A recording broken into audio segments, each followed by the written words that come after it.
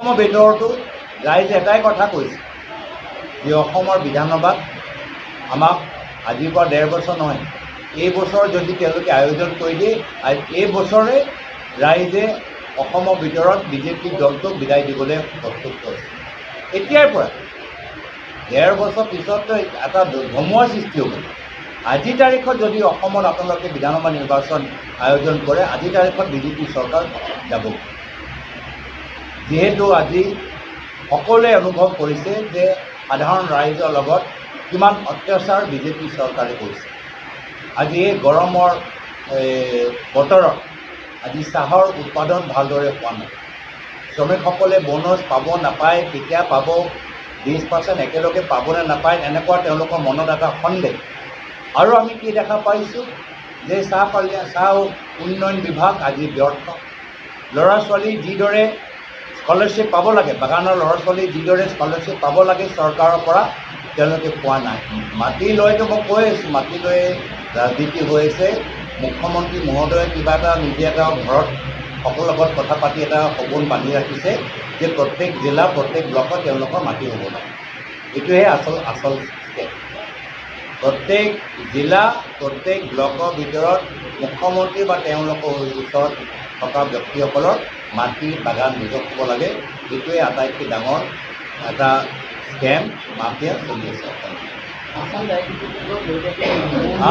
Direct ADR সম্পৰ্কত নতুনকৈ ঘোষণা কৰিছে, যিসকল পৰীক্ষাৰ্থী আচলতে নিজৰ ত্ৰৈমাসিকখন ডাউনলোড কৰিব বিচাৰে তেওঁলোকে 50 টকাৰ বিনিময়ত ডাউনলোড কৰিব পাৰিব ত্ৰৈমাসিকখন। ইতিমধ্যে 11 লাখ পৰীক্ষা দিছে, 50 টকা যথেষ্টখিনি টকা সংগ্ৰহ হৈছে। কি ক'ব চাওক, আমি যিমান ল'ৰা ছোৱালীয়ে পৰীক্ষা দিছে তাৰ পৰা আমি গম পাইছোঁ যে আমাৰ অসমৰ ভিতৰত সংস্থাপন দিয়াৰ ক্ষেত্ৰত কিমান আমাৰ ডাঙৰ এটা সমস্যা। তাৰ পৰাই আমি গম পাইছোঁ যে আমাৰ ল'ৰা ছোৱালী BA BSc পঢ়া শুনা কৰি আছে, কিন্তু তেওঁলোকে অসমৰ ভিতৰত আজি তেওঁলোকৰ অৱস্থা চাবলৈ গ'লে এটা হাহাকাৰ এটা কৰিছে। আজি আটাইতকৈ ধনী ঘৰৰ ল'ৰা ছোৱালীবোৰতো বাহিৰত গুচি যাব বা ইঞ্জিনিয়াৰিং কৰি বাহিৰত তেওঁলোকে টাটা ইনফ'চিছত চাকৰি পাই যাব, কিন্তু মধ্যম শ্ৰেণী সাধাৰণ আমাৰ ঘৰৰ পৰা ওলাই অহা ল'ৰা ছোৱালীবোৰ আজি তেওঁলোকৰ আজি উচ্চ শিক্ষাৰ ক্ষেত্ৰত যি ধৰণে সুবিধা পাব লাগে নাই পোৱা, যাৰ ফলত যিদৰে তেওঁলোকে সংস্থাপন পাব লাগে, জব ইণ্টাৰভিউ পাছ কৰিব লাগে নাই পোৱা। আজি আপোনালোকে উচ্চ শিক্ষাৰ ক্ষেত্ৰতে চাওক, আজি আমাৰ ভাইচ চেঞ্চেলৰ অসমে কিমান আছে। আজি যদি আপোনালোকে IAS চাওক, IAS ভিতৰত আমি অসমত নেক্সট আমি চিফ ছেক্ৰেটাৰী কেতিয়া পাওঁ। আজি IASৰ ক্ষেত্ৰত আমি দেখা পাইছোঁ। সেইকাৰণে এটা ডাঙৰ এটা আমাৰ এটা সংকট এটা সৃষ্টি হৈছে, সেইটো আমি গম পাই গৈছোঁ। আৰু এই সমস্যা সমাধান কৰাতকৈ বৰ্তমান বিজেপিয়ে আমালোকৰ মাজত সংঘাত সৃষ্টি কৰিছে। কেতিয়াবা ভাষা নামত, কেতিয়াবা জনজাতিৰ নামত, কেতিয়াবা মিচিং আৰু চুতীয়াৰ মাজত লগাই দিব, কেতিয়াবা আহোম আৰু মাৰোৱাৰীৰ মাজত লগাই দিব, কেতিয়াবা বিহাৰী আৰু বঙালীৰ মাজত লগাই দিব, কেতিয়াবা উজনি নামনিৰ মাজত, কেতিয়াবা অবড়োৰ মাজত। তো সমস্যা সমাধান কৰাতকৈ, এই জটিল সমস্যা সমাধান কৰাতকৈ বিজেপিয়ে দুটা কাম কৰি আছে, নিজৰ নামত মাটি কিনি আছে আৰু সাধাৰণ মানুহৰ মাজত সংঘাত কৰে। অসমত এটা ট্ৰেডিঙত দেখা গৈছে, ট্ৰেডিং কেতিয়াবা বান সাহায্য দিয়া দেখা গৈছে, কেতিয়াবা তেওঁলোকে ধৰা দেখা গৈছে। গতিকে তেনেকৈ এই ক্ষেত্ৰত কি মন্তব্য? চাওক, আমিতো কৈ আছোঁ যে ট্ৰেডিঙৰে চবকেতো ধৰি পোৱা নাই। মইতো সেইটোৱে বুজি পোৱা নাই, অসম আৰক্ষী ইমান দুৰ্বল হ'লনে যে এই ট্ৰেডিং কৰা ল'ৰা গোটেইখিনি ধৰা পৰা নাই। এজন দুজন কোনোবা বৰ্মন এতিয়ালৈকে পলাই আছে কিয়?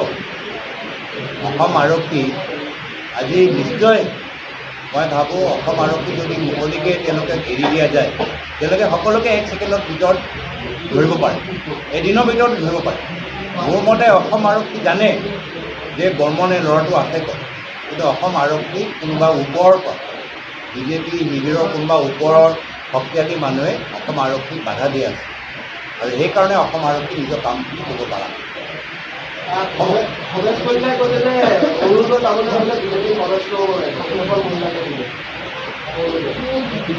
তেওঁলোকৰ যে নামভৰ্তি বিফল হৈছিল, লোকে নিজে দেখিছে ৰেকৰ্ডটো, নামভৰ্তি যে বিফল হ'ল, সেয়া কাৰণে এতিয়া বিজেপি দল ভাবুকি দিবলৈ আৰম্ভ কৰিছে।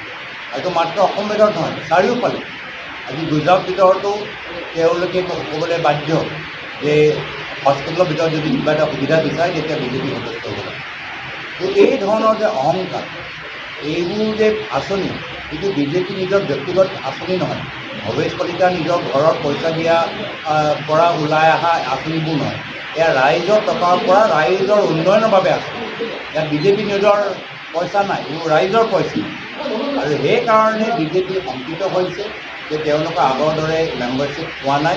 আৰু এই সংসাৰৰ পৰা নিজকে শুদ্ধ কৰিব লাগে, নিজকে শুদ্ধ কৰাতকৈ একেখিনি তেওঁলোকে মানুহৰ ওপৰত দমন কৰি আছে। এতিয়া আৰু অসমৰ মানুহে যোৱা লোকসভা নিৰ্বাচনৰ পিছত ভয় নাখায়। এতিয়া অসমৰ মানুহে এতিয়া আৰু এই বন বা ভাবুকিৰ পৰা ভয় নাখায়। অসমৰ মানুহ ওলাই আহিছে, অসমৰ মানুহ বিজেপিক বিদায় দিবলৈ কয়। ধন্যবাদ।